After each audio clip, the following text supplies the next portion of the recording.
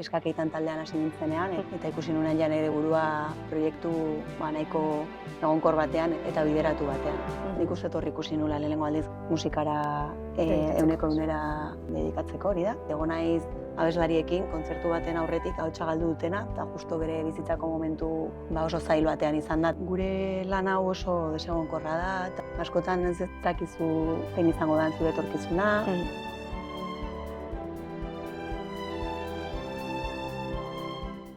Eskuak basan sartzea. Irudia bera da abia puntu. Lokatzetan sartzea, bihotza jartzea, sustraien bila ibiltzea. Artea askotan ez da ofizioa, barne pultsio bat baizik. Zerbaitek mugitu egiten gaitu, bai? Eta horretan tematzea erabakitzen dugu, zainak ematen ditugu, bai? Gaur Olatz Salvadorrekin gaude Basan izeneko piezaren harira. Abesti honek kaosaren erdian ahotsa berreskuratzeari, galdutakotik gozatzea ikasteari eta barrua begiratze horri heltzen dio. Musika, ahotsez eta bidez hitz egiteko.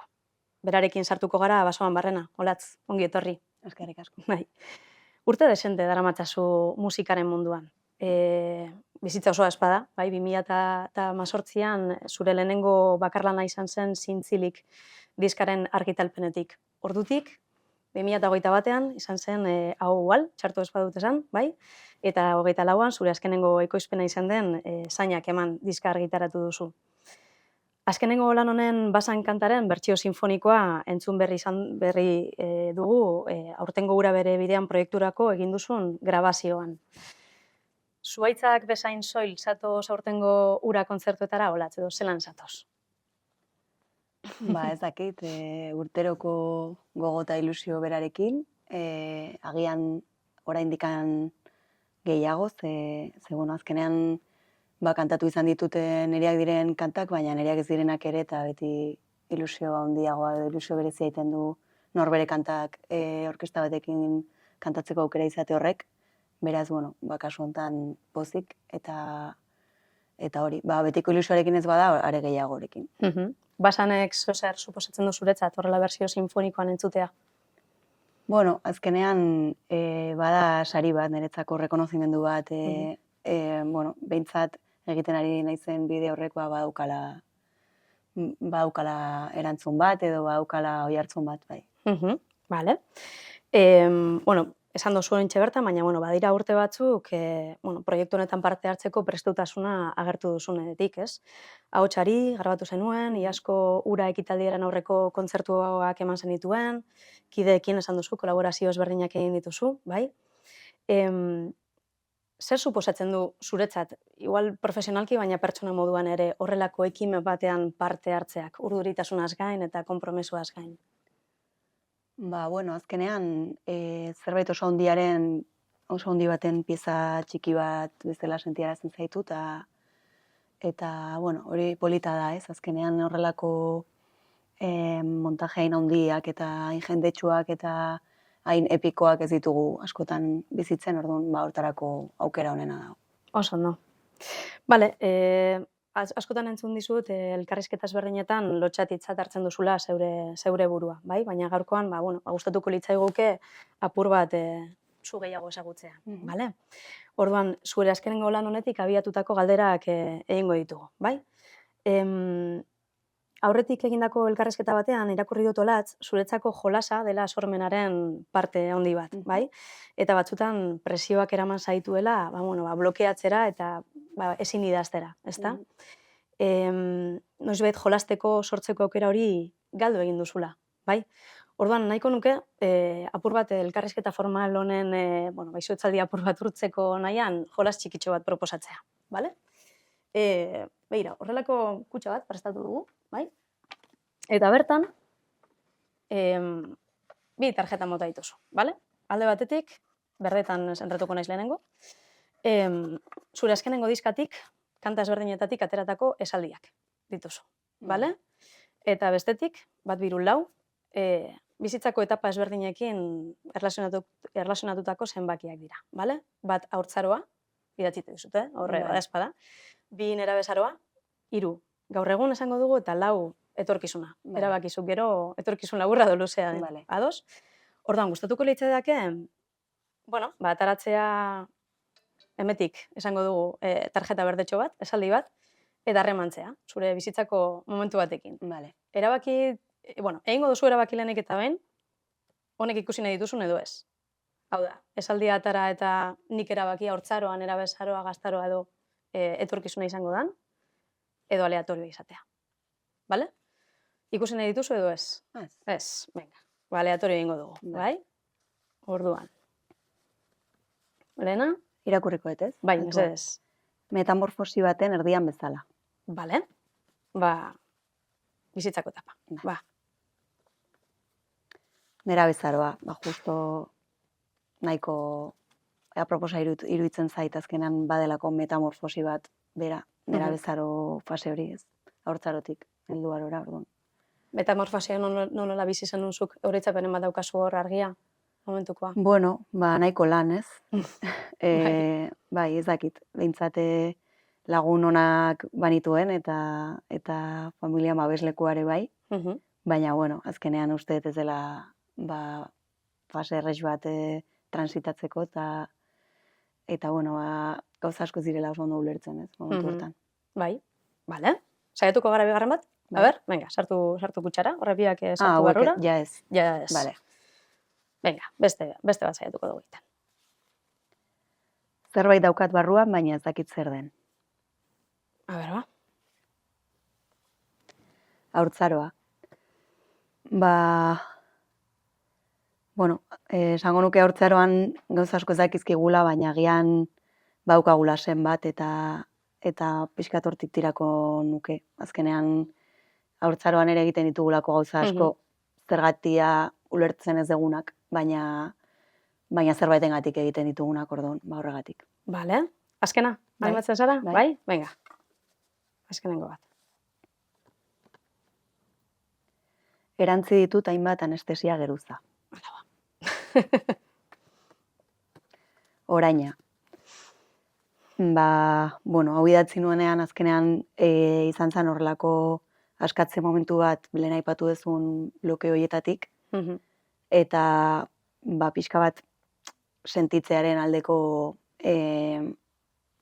apostu bat edo errenditze bat honen aurrean eta resistentzia guztiak kendu eta justo orainean egotera eramaten zaituna, ez? Orainean benetan bizitzera, ez? Bai, eta kaparik gabe, babes kaparik gabe, dan bezala onartzera edo. Eta lortu duzu?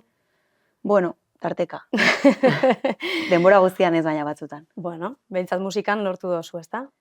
Edo zer? Tarteka. Tarteka ere bai. Bai, tarteka. Azkena gelditzen zaigu, ez dakit nahi duzun, bai? Bai. Venga, bota. Venga. Hau bai, etorkizuna da. Bale. Venga.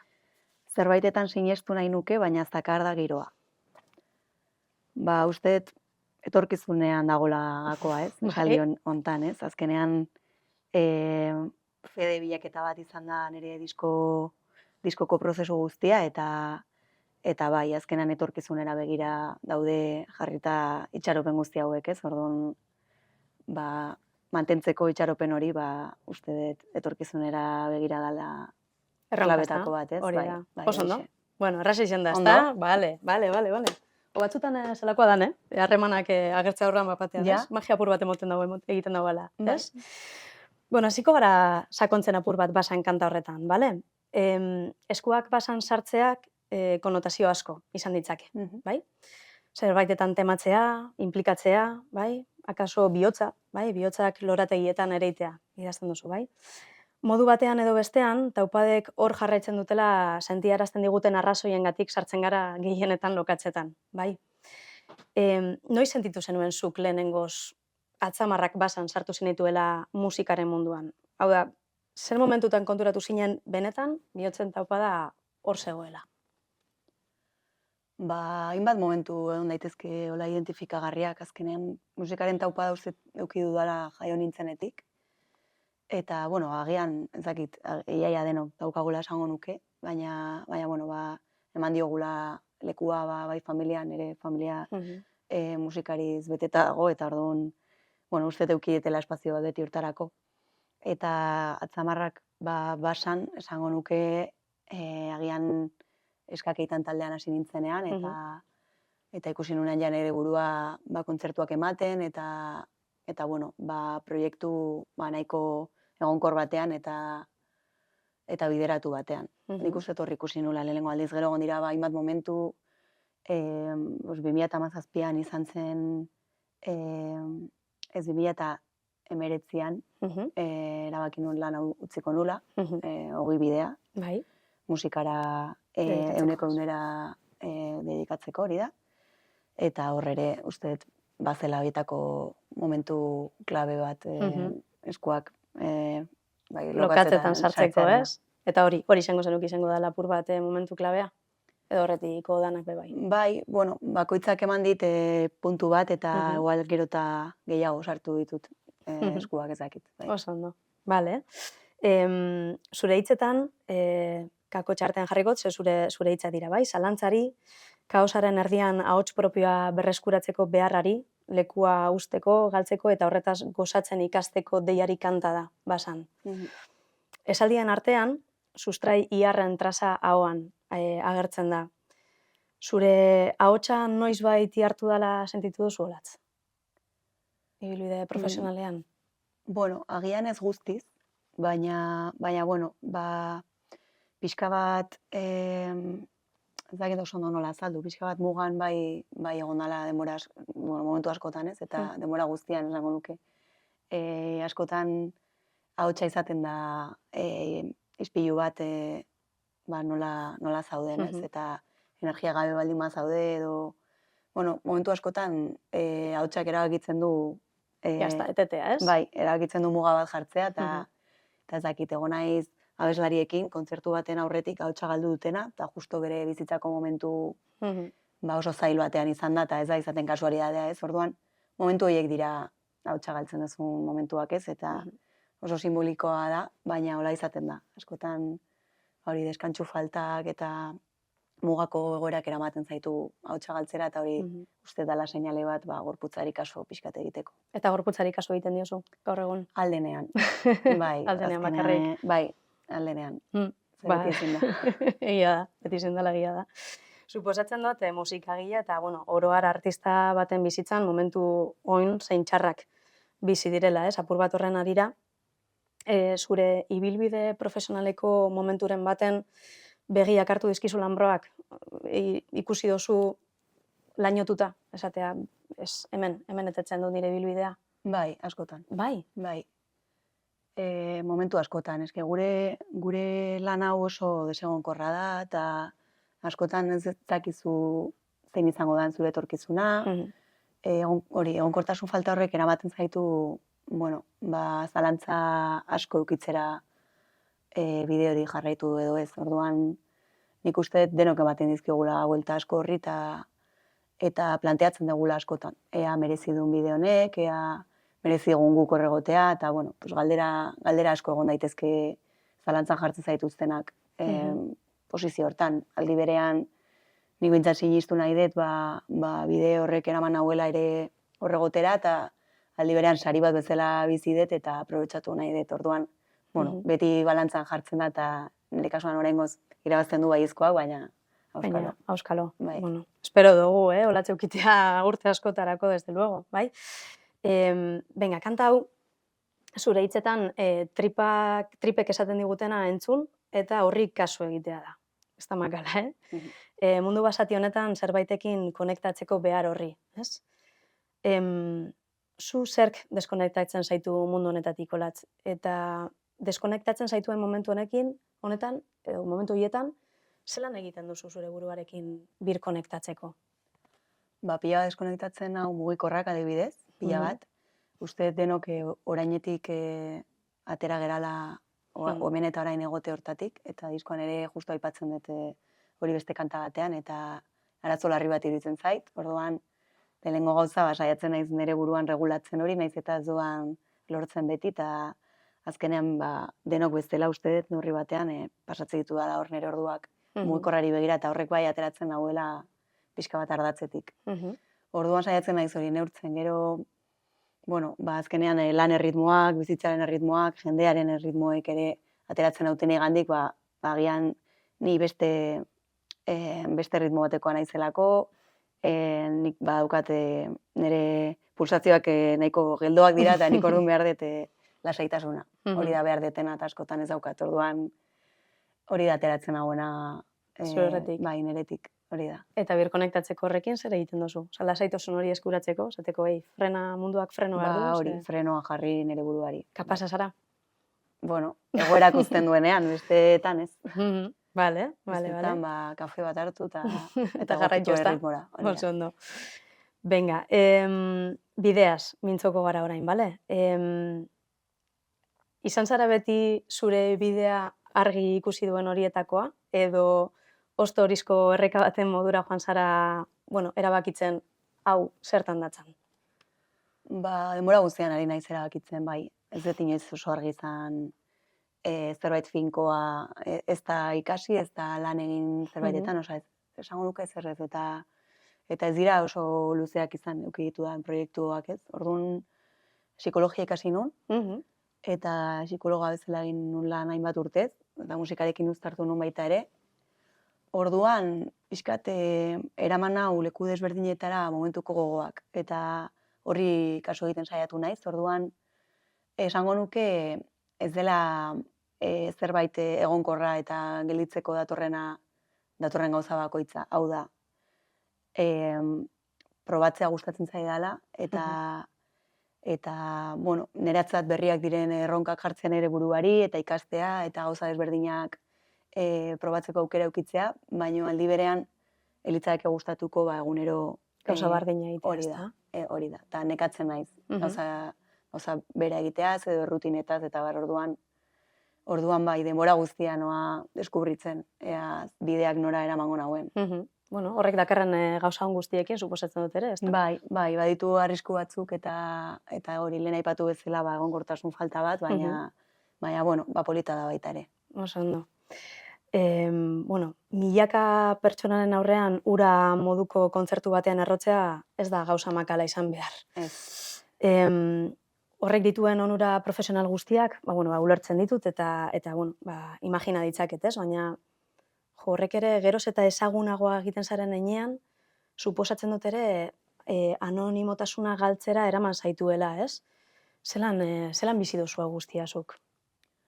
Igual zati hori da gehien kostatzen zaidana. Azkenean anonimotasuna galtze horrek eramaten zaitu batzutan alerta egotera, nahi gabeko alerta bat pizten zaizu barruan, igual begirada batzuk edo komentario batzuk nabaritzen dituzunean, edo zuzenean ohitu bertzera bizitzako edozein momentutan ezagutua izatera, ez? Eta normalean naiz eta jendeak borondate onena eduki, ez zaude beti zure onenean jendeari eskaintzeko, ez? Eta zure momentu onena ez denean ez da erresa besteentzako egotea, eta igual hori da zaiena niretzako. Eta hala ere esaten dizut, jendea borondate onenarekin etortzen dela, eta ez dela ere jendearen errua. Baina bai kostatzen zaidala denbora guztian horrekin bizi behar izatea. Ja, imaginatzen dut. Aurreko galdera honen arira, Olatz, munduko minez esnatzen garen presente honetan, bestenganako konpromeso eta zaintzaz gain, norbere esena, ondo babestea importantea dela, uste dut, ez? Agian lanbrotan lar ez barneratzeko batzutan. Psikologia ikasi duzula esan duzu, beraz, garrantzitsua dela, suposatzen dut ez, barrura begiratzea garrantzitsua dela berezkoa izaten da, baina zelan egiten duzuzuk oinak lurrean ondo sendotzeko, jasotzen ari zaren zure lanarekiko eskerron guztiaren ondorioz? Nahiko lanekin. Ez dakit, azkenean ere ohitzen nahi naiz egoera nahiko berri ontara, azkenean ez nuen orain beste nabaritu momentura arte jendeak ezagutzen nahuela, ez? Orain intensifikatu egin da, eta hori kaletik gelditzearena izan da hori azken boladako gauza bat, ez? Orduan ohitzen ari naiz eta relatibizatzen saiatzen, ez dakit, uste dut seinale ona dela aldi berean, maila profesionalean badagolako rekonozimendu bat, bide bat, eta ematen dizkidalako lana baldintza honetan egiteko aukerak eta lanean jarraitzeko bide hori, orduan albo kalte bat bezala bizi dut. eta listo. Eta listo. Bai, Bueno, hori irmo jarraitzen duzu momentuz orduan, ez? bueno, Lasai. Saiatzen Aldeten behintzat, bezala. ez? Oso ondo. Bukatzeko, bueno, orain dela 7 urte, amestea zerote zen, galdetzen zenion zeure buruari, oinak lurretik aske, deslai, galdera ikurrak zintzilik zenituen, gravitatearen indarrazkain sustrairik nahi ez, baina korapilatzen zen lokarria, jartzen zenuen zure ahotsaren erdigunean. Gaur aldiz, iluna argitu dezakezula, kantatzen duzu, haragi bizitan bada ere geruzak azaletik kenduz, gerorik balego norantz jo daiteken hausnartzen duzu.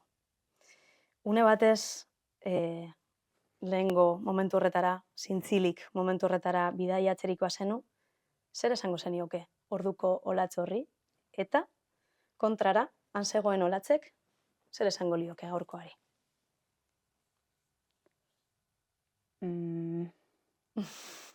Hasiko gara lehenengotik. Vale, ados.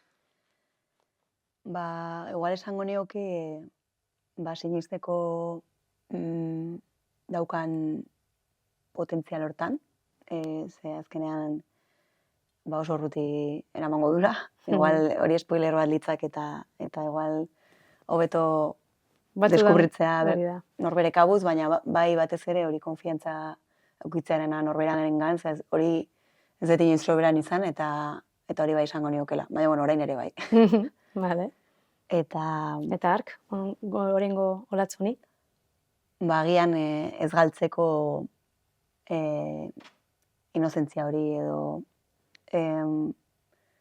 saiatzeko orduko orduan konposatzen nuen bezala konposatzen. Eta zer esan hori? Kanpora behiratu gabe. Bai, azkenean lehenengo disko atera nuen ez neukan inungo espektatibari jarrita kanpoan eta ez ziren nire buruan argia ikusiko zuten kantak, baizik eta niretzako egin ditunak. Orduan, uste dut, ja behin kanpoko faktorea sartu dela horrek pixka bat ondatu didala nire sormen prozesua. Bueno, ia, lortzen duzun. Bai, hori da. Hori, konektatzea. Bai. Bale, amaierarako idatzi dut, bale, satitxo bat, espero gustatzea, bai. Eskuak basan sartzea ez da ariketa estetiko bat. Konpromiso bat ere bada, bai. Eskuak basoan sartzea ez da soilik adarretan korapilatzea, ez da lokatzetan trabatzea ere. Askotan, norberaren barruko baso ilun hartan sartzea da, beldurrari eta zalantzari lekua emanez. Gaur zure hitzekin eta isiluneekin, baso horretan murgildu gara, zurekin batera eta han egonda beste behin zure egiazko ahotsa. Basan ez da leku bat, soilik. Ez da kanta bat bakarrik.